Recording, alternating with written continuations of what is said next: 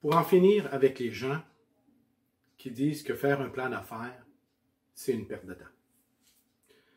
Laissez-moi quelques minutes pour vous convaincre de l'utilité de faire un plan d'affaires quand on se lance en affaires. Premièrement, il y a 4 choses qu'il faut retenir. Que ce soit dans votre projet, d'un projet de lancement d'affaires, ou un projet sportif, ou dans tout projet que vous voulez faire qui demande de l'énergie et du temps.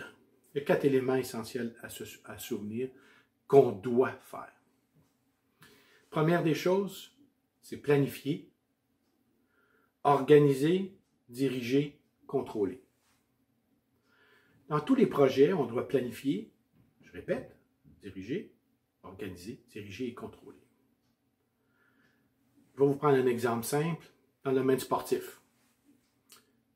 Vous êtes le coach du Canadien et cette semaine, vous avez une partie le mardi, une partie le jeudi, une partie le samedi au Centre Bell.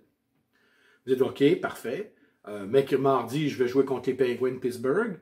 Donc, avec Sidney Crosby, j'en peux mettre tel joueur, je vais jouer tel joueur, je vais organiser mon équipe en fonction de la force de l'équipe adverse.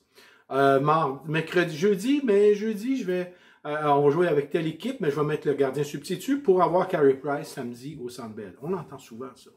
C'est quoi qu'ils font au juste? Et ils sont en train de planifier et d'organiser leur équipe. Organiser la semaine. Soir du match, vous êtes assis, plutôt les joueurs sont assis et vous êtes devant eux, et puis là, vous sortez les joueurs, sortez les trios en fonction du score de la partie, de la première période, 2 périodes, 3e période. Vous êtes tout le temps en train de sélectionner votre partie, en petite section qui est les périodes. Et à la fin, vous décidez, tout dépendant du score, de mettre tel ou tel joueur en fonction de la journée. Est-ce qu'ils ont bien joué dans la partie? Est-ce que je vais utiliser mes meilleurs joueurs, etc. Donc, vous êtes en train de diriger votre équipe. On le sait. Quand le match est terminé, on fait le compte-rendu, on garde, contrôle les écarts, on dit, on a perdu un but, 2 buts, on a gagné 1 but, 2 buts, qu'est-ce qu'on aurait pu faire pour améliorer l'équipe? Est-ce qu'on va mettre un autre joueur? Des fois, même avec une victoire, on décide de changer de joueur pour mettre d'autres personnes dans les estrades. On est en train de contrôler les résultats. Donc, la planification, organiser, diriger, contrôler reste pour tous les projets. Vous lancez en affaires. Okay? Vous mettez vos économies à l'intérieur d'un projet. Des fois, je vois les gens qui prennent une hypothèque sur leur maison pour mettre une mise de fonds dans leur entreprise. Des fois, ils en prennent trop. Ils prennent tout leur argent sans y chercher un investissement à la banque ou dans une aide financière quelconque, puis ils mettent tout leur trip là-dedans. Vous savez, cet argent-là, c'est vous qui l'avez gagné durement, donc il faut la dépenser intelligemment. Quand je vois des gens qui comparent le président de Tesla, Elon Musk, Bill Gates, ah ouais donc, on peut comparer, puis qui disent, ces gens-là n'ont jamais fait de plan d'affaires. Oh non, je n'ai pas fait de plan d'affaires, moi. Une entreprise existante n'a pas besoin de plan d'affaires. Elle a besoin de faire les 4 choses. Elle a besoin de planifier, elle a besoin d'organiser, diriger et contrôler. Si elle a besoin d'un projet de financement pour les voitures Tesla, exemple, il va faire un plan d'investissement. Donc, on n'est pas dans le plan d'affaires du tout. Ils ne font pas de plan d'affaires, ces gens-là. Mes clients qui existent déjà, on ne fait pas de plan d'affaires. On fait des plans d'expansion, des plans de redressement, des plans de restructuration et diagnostic d'entreprise. On ne fait pas de plan d'affaires. Le plan d'affaires est plus un ensemble d'éléments à vérifier quand on se lance en affaires. Donc, pour vous, vous dites, « Ah, moi, on me dit, plan d'affaires, c'est pas bon. » Ah non, tu ne planifies pas. Tu ne vas pas planifier tes éléments pour être en mesure de rejoindre ta clientèle. C'est ça que tu es en train de me dire. Parce qu'un synonyme d'un plan d'affaires, c'est une planification d'affaires. Donc, attends un instant, là. Donc, tu es en train de me dire que pour toi, quand tu vas faire ton site web, tu vas aller voir la firme qui fait ton site web, tu dis, je veux un site web. Bon. Mais non. Tu dois planifier ta rencontre avec l'entreprise qui fait les sites web.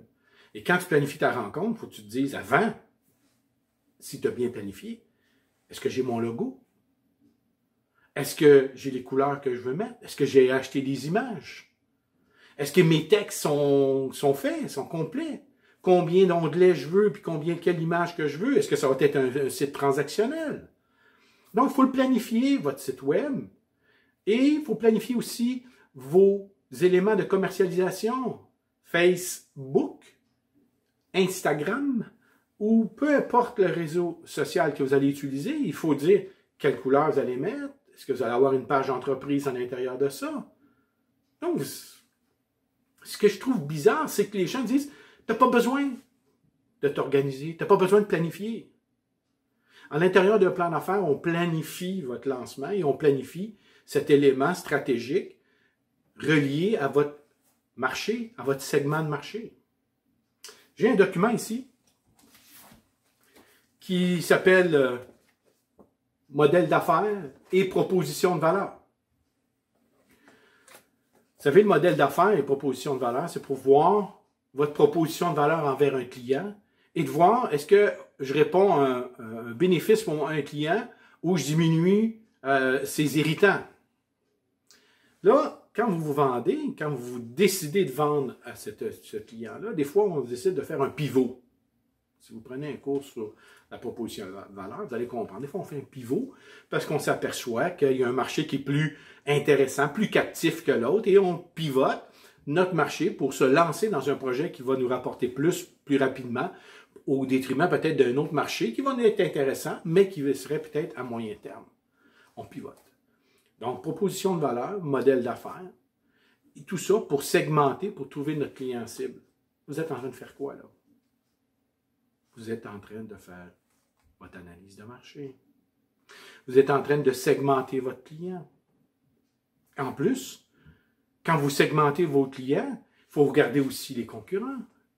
Les concurrents font quoi sur le web? Ils font quoi sur les réseaux sociaux? Ils postent des publicités à quelle échéance? Est-ce qu'ils font des webinaires ou pas des webinaires? Qu'est-ce qu'ils font, vos concurrents? Vous êtes en train de savoir votre analyse de marché. Vous êtes en train de faire votre analyse de marché et de savoir comment ça se comporte dans votre domaine. Vous êtes en plein dans une analyse de marché qui doit être faite à l'intérieur d'un plan d'affaires. Donc, quelqu'un qui me dit « j'ai pas besoin de plan d'affaires », ça veut dire que tu n'as pas besoin d'analyser tes concurrents. Tu n'as pas besoin de savoir qu'est-ce qu'ils font sur ton concurrent. Tu y vas, comme ça. S'il vous plaît. OK?